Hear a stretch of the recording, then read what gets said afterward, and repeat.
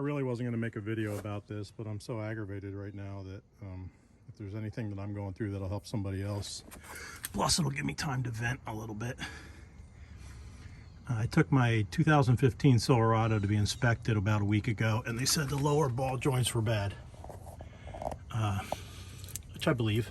They didn't have time to fix it, so I took it to another mechanic, left it there all day, went back, and they didn't have time to get it in either. So I need this truck every day between the lawn business, and I work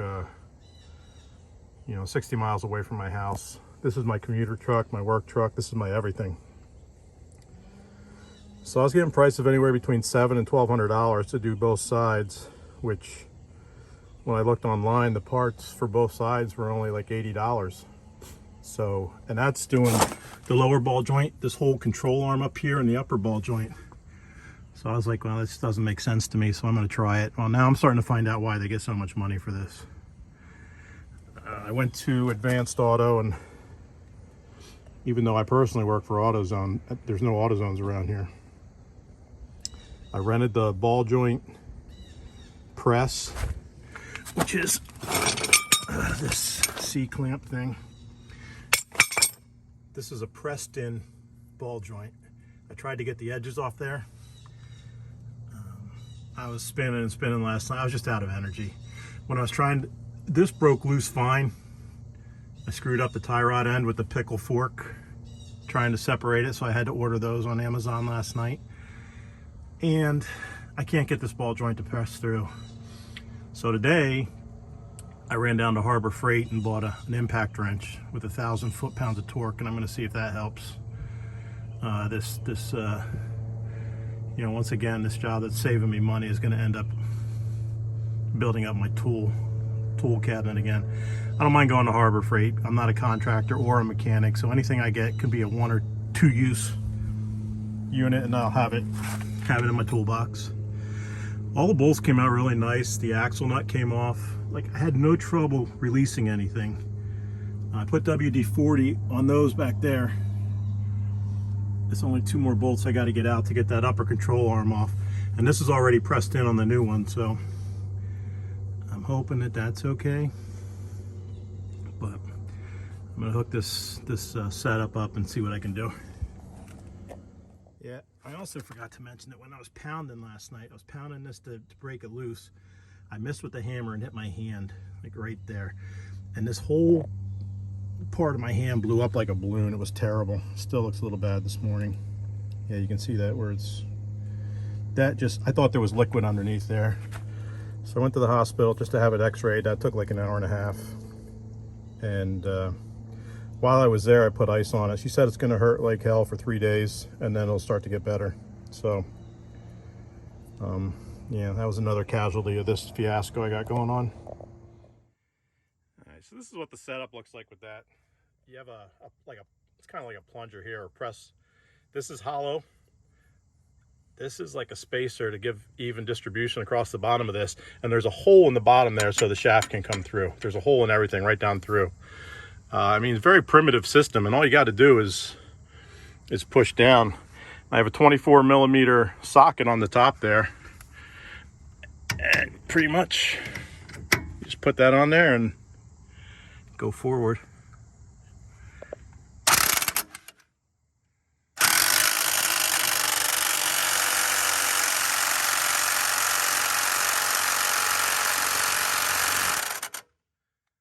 Still doesn't work. All right, so that was probably a waste of $90.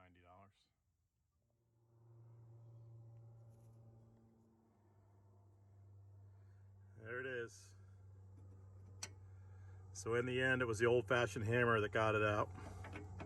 So now I know for the other side. It's pretty cool. This looks pretty clean. I'm gonna clean that off the wire brush real quick. And before I aggravate myself putting the new one in, I'm going to see if I can get these 2 bolts out up there, and then all the demo will be done. Stay tuned. All right, one more update for this side.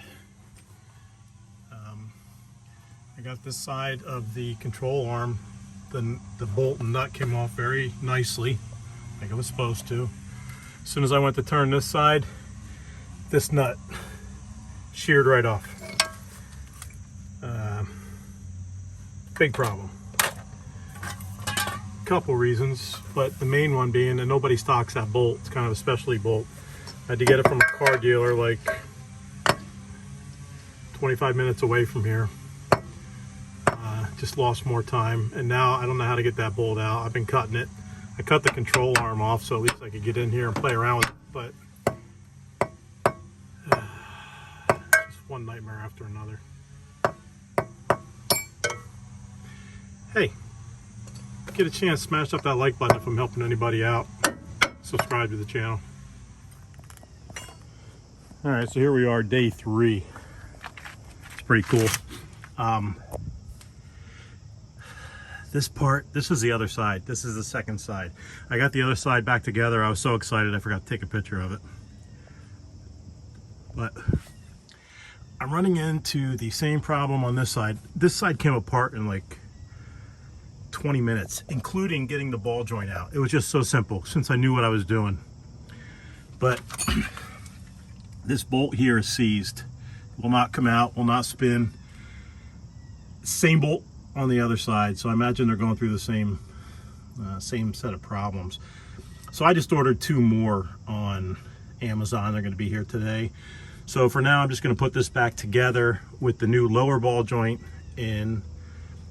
I'm going to return the rental tool to Advanced Auto, and Amazon already in the package there brought my 2 new tie rod ends. Probably not going to mess with that today, because as soon as I put them on, I'm really going to want to get it aligned.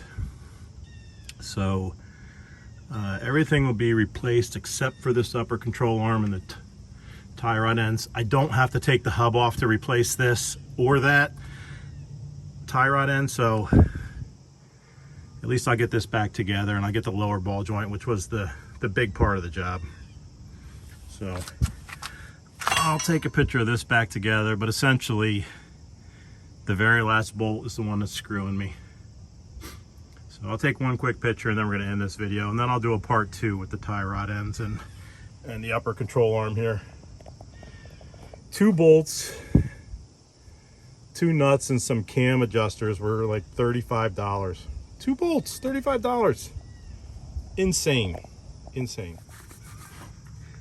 Okay, so there's the new ball joint pressed in. That's how the press works once again. It's just kind of, you got a whole bunch of these fittings. You just try to see which one fits. Use a ratchet up top. It actually goes in. I put a little bit of this just red and tacky grease on the inside of the hole there, and a little bit around the ball joint itself, just to make it go in smoother. Make sure there's no dust leaves.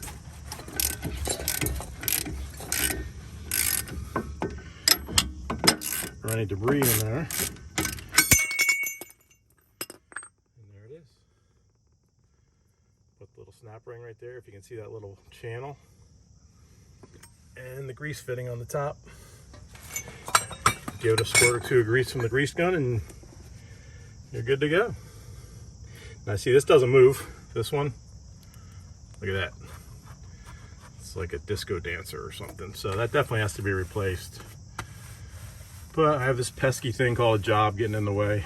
So I'm gonna put it in there, drive this truck illegally for another week, and then next weekend, I guess this will be another project we'll have to tackle. But that's it for now.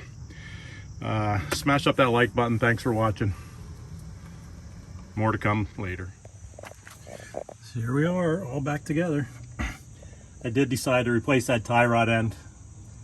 Since, I mean, they're so simple. Just do a measurement, and you got that nut there to lock it in place. You just screw them off, screw them back in, new nuts. This is the good side, the first side. There's that new control arm. My $10 bolt back there, and $6 nut. Let's see if you can see that. And the thing that started this whole project right there, that lower ball joint. Look how pretty that is. So now onward to get inspected and aligned. Well, after I do the other side, like I said, I don't have that control arm. But this job was a doozy. I really see why they charge so much. Unless you're going to torture yourself. I mean, I'm telling you, I would prepare to replace at least one of those upper control arm bolts. If I was doing it again, I'd probably just get new bolts. Everything else was pretty much straightforward. And I think the more you do it, like, you're afraid to beat on your truck, but to get that lower ball joint out, honestly, the other side took me 4 hours. This side took me 15 minutes. It's crazy once you know what you're doing. All right. Once again, thanks for watching. This is it. Over and out.